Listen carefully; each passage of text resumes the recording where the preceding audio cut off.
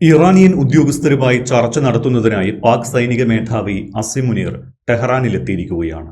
ഇരു രാജ്യങ്ങളും തമ്മിലുള്ള വളരെ മികച്ചതും വിശിഷ്ടവുമായ ബന്ധത്തിന്റെ ഭാഗമായാണ് ഈ സന്ദർശനമെന്ന് ഇറാൻ വ്യക്തമാക്കുന്നു. ഇറാൻ അമേരിക്ക ഇടക്കാല സമാധാന കരാറിൽ നിന്ന് ഇരു രാജ്യങ്ങളും പിൻവാങ്ങുകയും മേഖലയിൽ വീണ്ടും കനത്ത സംഘർഷത്തെക്കുറിച്ചുള്ള ആശങ്കകൾ വർദ്ധിക്കുകയും ചെയ്യുന്നതിന് ഇടയിലാണ് മുനീറിന്റെ സന്ദർശനം. ഇറാൻ പരമോന്നത നേതാവ് ആയത്തുള്ള മുജ്തബ ഖമനേയുമായി അടുപ്പമുള്ള വ്യക്തികളെ മുനീർ കാണുമെന്നാണ് വാർത്തകൾ വരുന്നത്. ഇറാൻ സന്ദർശനത്തിന് മുന്നോടിയായി അസിം മുനീർ കഴിഞ്ഞയാഴ്ച US പ്രസിഡന്റ് ഡൊണാൾഡ് ട്രംപുമായും കൂടിക്കാഴ്ച നടത്തിയിരുന്നു. ഡോക്ടർ മോഹൻ വർഗീസ്, ഓഗസ്റ്റ് 7-ന് പാകിസ്ഥാൻ, സൗദി അറേബ്യ, തുർക്കി എന്നിവർ മക്ക സംയുക്ത പ്രതിരോധ കരാറിൽ ഒപ്പുവെച്ച് അധികം വൈകാതെയാണ് മുനീറിന്റെ ഈയൊരു ഇറാൻ സന്ദർശനവും നടക്കുന്നത്. പക്ഷേ ഇറാനെ കുറ്റപ്പെടുത്തുന്നതും അപഹസിക്കുന്നതും ട്രംപ് ഇപ്പോഴും തുടരുന്നുമുണ്ട്. ശരിയായ ഒരു കരാറുണ്ടാക്കാൻ ഇറാൻ ഇപ്പോഴും തയ്യാറല്ല എന്നാണ് ട്രംപ് കഴിഞ്ഞ ദിവസം കൂടി കുറ്റപ്പെടുത്തിയത്. ഇറാന് കരാർ ഉണ്ടാക്കാനൊക്കെ ഇഷ്ടമായിരിക്കും, പക്ഷേ ശരിയായ കരാർ ഉണ്ടാക്കാൻ അവർ ഒരുക്കമല്ല എന്നാണ് ട്രംപ് പറഞ്ഞത്. പിന്നാലെയാണ് ഇറാനെ സാമ്പത്തികമായി ഞെരുക്കിക്കൊണ്ട് വരുതിയിലാക്കാനും ഇപ്പോൾ ശ്രമിച്ചുകൊണ്ടിരിക്കുന്നത്. ഇതോടെ യുദ്ധം അവസാനിക്കാനുള്ള സാധ്യത പൂർണ്ണമായും മങ്ങിയെന്നാണ് പലരും കരുതിയിരുന്നത്. അതിനിടയിലാണ് മുനീർ ഇറാനിലെത്തിയിരിക്കുന്നത്. എന്താണ് മുനീറിൻ്റെ ഈ വരവിന് പിന്നിൽ? കൗതുകമുണർത്തുന്ന ഒരു സന്ദർശനമാണ് ഈ ഘട്ടത്തിൽ പാകിസ്ഥാൻ്റെ ഫീൽഡ് മാർഷൽ അസിം മുനീർ ടെഹ്റാനിലെത്തി ഇറാനിയൻ നേതാക്കളുമായി കൂടിക്കാഴ്ച നടത്തുന്നു. തൻ്റെ സ്വന്തം ഇഷ്ടപ്രകാരമല്ല, മറിച്ച് അമേരിക്കയുടെ ദൂതനായി എത്തി എന്ന് കരുതാനാണ് ഞാൻ താല്പര്യപ്പെടുന്നത്. കാരണം ഇത് പാകിസ്ഥാൻ്റെ ഒരു തീരുമാനമല്ലല്ലോ. ഈ പാകിസ്ഥാനെ മധ്യസ്ഥ രാജ്യമായി കൊണ്ടുവന്നത് അമേരിക്കയാണ്. അത് അമേരിക്കയ്ക്ക് അനുകൂലമാകുന്ന രീതിയിൽ ഒരു കരാർ ഇറാനുമായി എത്തിച്ചേരുന്നതിന് ഭാഗമായി ഇറാനെ പ്രേരിപ്പിക്കുക എന്നതിൽ കവിഞ്ഞ ദൗത്യമൊന്നും പാകിസ്ഥാനുള്ളതായി ഇപ്പോൾ കരുതാനാവില്ലല്ലോ. അങ്ങനെയെങ്കിൽ ഇപ്പോൾ അസിം മുനീർ പാകിസ്ഥാനിൽ നിന്നും ഇറാനിലെത്തിയിരിക്കുന്നു. കാണുന്നത് ആരെയാണ്? ഇറാൻ്റെ പ്രസിഡന്റിനെ കാണുന്നു, മസൂദ് പെസഷ്കിയാൻ. ഇറാൻ്റെ റവല്യൂഷണറി ഗാർഡ് കോപ്സിൻ്റെ ഉന്നത നേതാക്കളുമായി സംസാരിക്കുന്നു.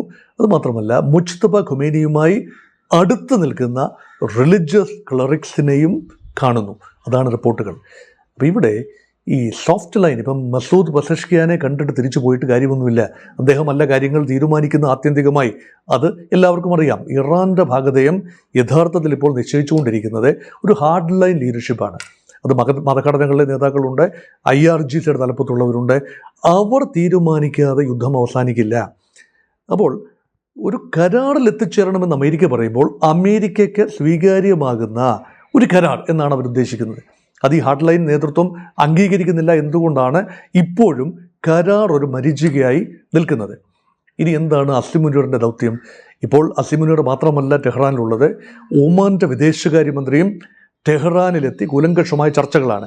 ഒരു വശത്ത് കടുത്ത ഉപരോധം, കഴിഞ്ഞ ദിവസം രാത്രിയിൽ സ്കോട്ട് ബെസന്റ് പ്രഖ്യാപിച്ച ഉപരോധങ്ങളുടെ വലിയ ലിസ്റ്റാണ്. മറ്റ് രാജ്യങ്ങൾ ഇറാനുമായി ഒരു സാമ്പത്തിക ബന്ധവും ഉണ്ടാവരുത്, അങ്ങനെ സാമ്പത്തിക ബന്ധം ഉണ്ടായാൽ ആ രാജ്യങ്ങളെ തങ്ങൾ കരിമ്പട്ടികയിൽപ്പെടുത്തി ഒറ്റപ്പെടുത്തും, ആ കമ്പനികളെ, വ്യക്തികളെ, സ്ഥാപനങ്ങളെ എല്ലാം തന്നെ തങ്ങൾ നേരിടും എന്നതാണ് അമേരിക്ക പറയുന്നത്. ഇറാൻ അതിനുള്ള മറുപടിയും കൊടുത്തു കഴിഞ്ഞു. അപ്പോൾ സാമ്പത്തിക യുദ്ധം കൊടുമ്പിരിക്കൊണ്ടിപ്പോൾ നടക്കുന്നു. സമാന്തരമായി എന്തിനാണ് നയതന്ത്ര നീക്കങ്ങൾ? ഇതാണ് ചോദ്യം. ഇറാൻ ആവശ്യപ്പെട്ടതല്ലോ.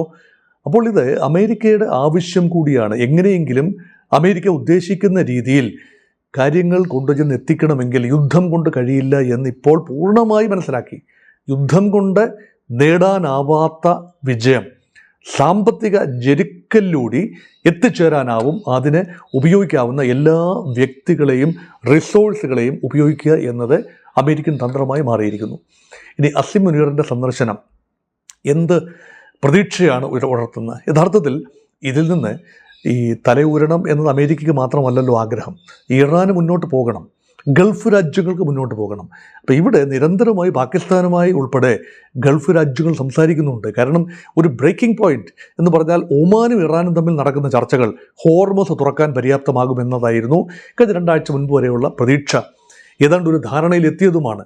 പക്ഷേ ആ ധാരണയൊന്നും അംഗീകരിക്കാൻ അമേരിക്ക തയ്യാറല്ല.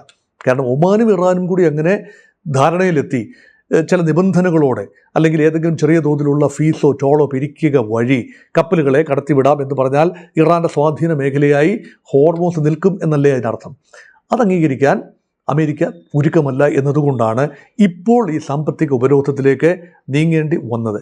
ഇനി സാമ്പത്തിക ഉപരോധം വിജയിക്കണം എങ്കിൽ ചൈനയും റഷ്യയും ഇന്ത്യയും ഉൾപ്പെടെയുള്ള മറ്റ് രാജ്യങ്ങൾ സഹകരിച്ചേ മതിയാവൂ.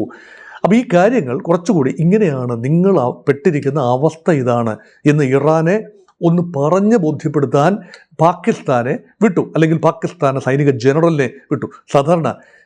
സാധാരണഗതിയിൽ ഇന്ത്യ പോലെ ഒരു രാജ്യം തങ്ങളുടെ സേനാ മേധാവിയെ ചർച്ചയ്ക്ക് വേണ്ടി ഏതെങ്കിലും രാജ്യത്തേക്ക് അയക്കുന്നു എന്ന് ആലോചിച്ച് നോക്കൂ. അവിടെ സിവിലിയൻ ഭരണകൂടമാണ്, പ്രധാനമന്ത്രിയാണ്, അല്ലെങ്കിൽ വിദേശകാര്യ മന്ത്രിയാണ്, അല്ലെങ്കിൽ രാഷ്ട്രീയ നേതൃത്വത്തിലെ ഒരാളാണ് ഇങ്ങനെയുള്ള ചർച്ചയ്ക്ക് വേണ്ടി പോകേണ്ടത്.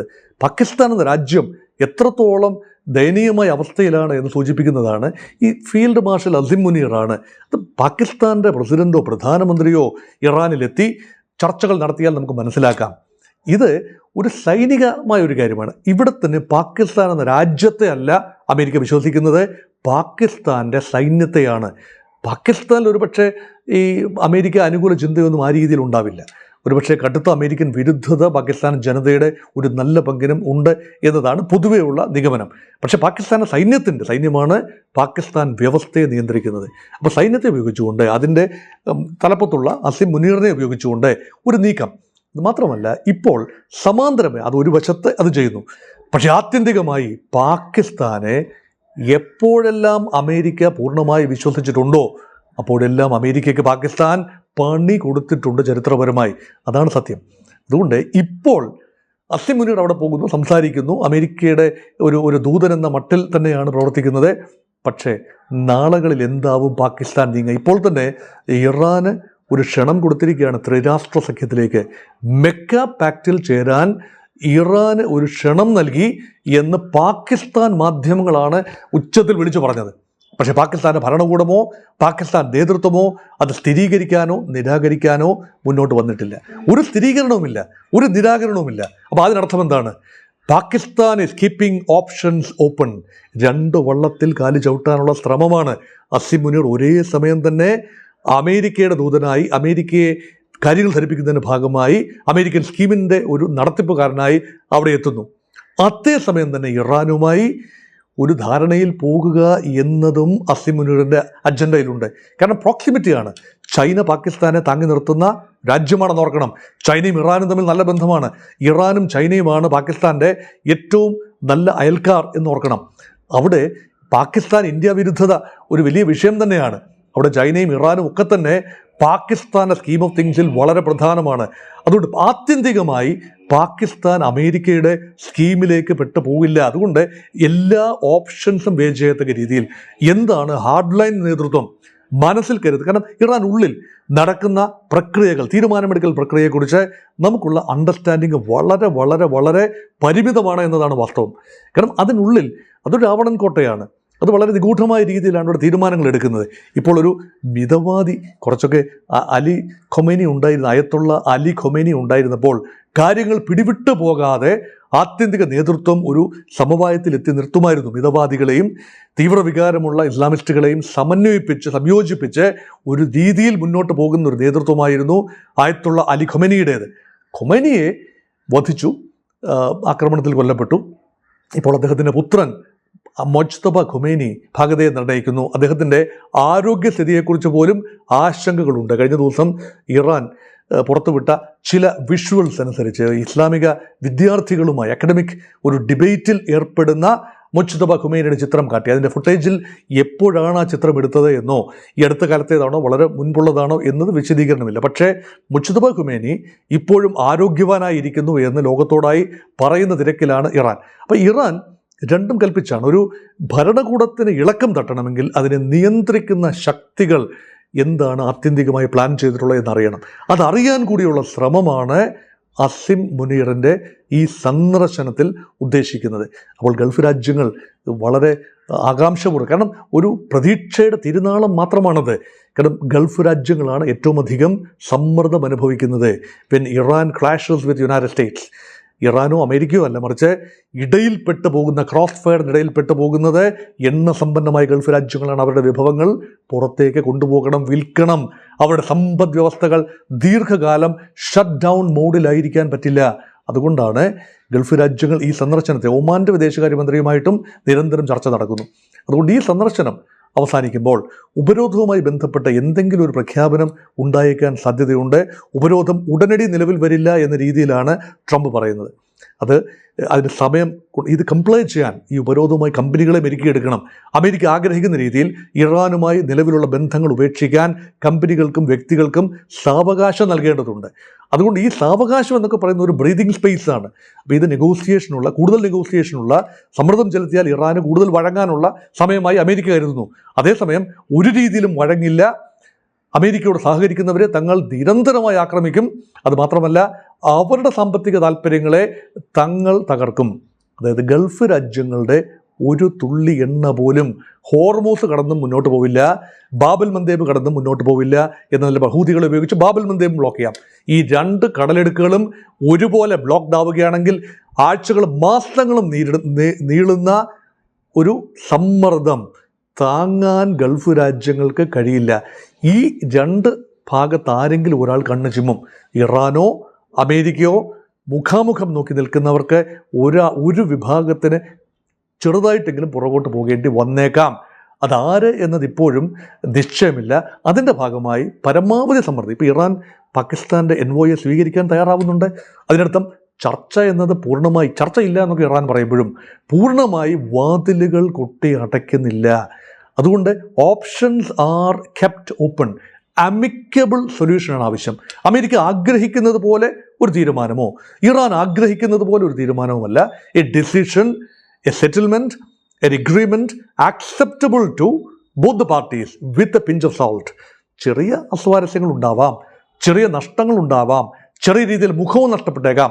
പക്ഷേ രണ്ട് വിഭാഗത്തിൻ്റെയും, പോരടിച്ചു നിൽക്കുന്ന രണ്ട് വിഭാഗത്തിൻ്റെയും താല്പര്യങ്ങൾ കുറേയൊക്കെ സംരക്ഷിക്കുന്ന രീതിയിലുള്ള നീക്കുപോക്ക് മാത്രമാണ് ഇപ്പോൾ സാധ്യമാകുന്നത്. അതിന് അസിം മുനീറെങ്കിൽ അസിം മുനീർ, മറ്റേ ഒമാൻ വിദേശകാര്യ മന്ത്രിയെങ്കിൽ അങ്ങനെ. അപ്പോൾ ആരുടെയെങ്കിലും സാന്നിധ്യം സഹായിക്കും എന്ന് പ്രതീക്ഷിക്കുന്നു.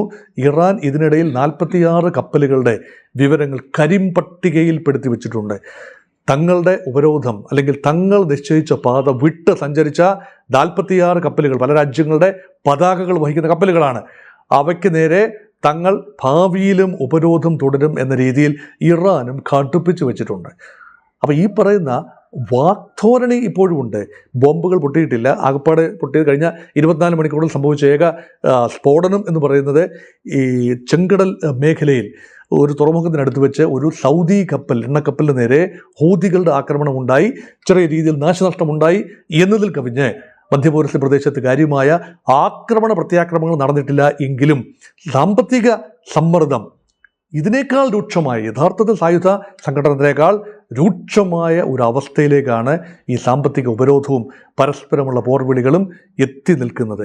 അതുകൊണ്ട് സംഘർഷഭരിതമായ ലോകത്തിൽ സമാധാനത്തിൻ്റെ പൊന്തിരി വെട്ടം ഉണ്ടാകട്ടെ എന്ന് ആശംസിച്ചുകൊണ്ടും, ഇത് ഓണക്കാലമാണ് മലയാളികൾക്കെല്ലാം, ഗൾഫ് നാടുകളിൽ ഉൾപ്പെടെയുള്ള മലയാളികൾക്ക് പ്രിയപ്പെട്ട ഗൃഹാതുരത്വം നിറയുന്ന ഓർമ്മകളുള്ളൊരു കാലഘട്ടം കൂടിയാണ്. അപ്പോൾ സമാധാനത്തിൻ്റെ ഒരു തരി വെളിച്ചം പകരാൻ നേതാക്കൾക്ക്, അവരുടെ ചർച്ചകൾക്ക് കഴിയട്ടെ എന്ന് ആശംസിച്ചുകൊണ്ട് അവസാനിപ്പിക്കട്ടെ.